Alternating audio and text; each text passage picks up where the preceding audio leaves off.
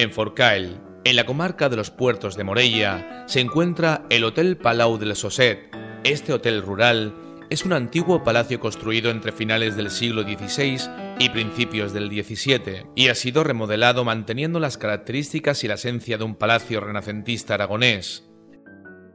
El hotel cuenta con 20 habitaciones de esmerada decoración y totalmente equipadas.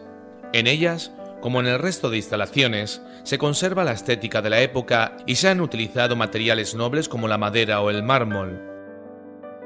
Entre las instalaciones del Palau del Sosset, destaca su restaurante donde degustar la gastronomía típica de la zona, una cafetería y una sala de televisión para descansar.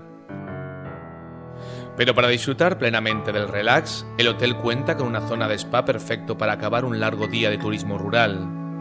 Hotel Palau del Sosset, cuya esencia está en su historia, tradición y calidad.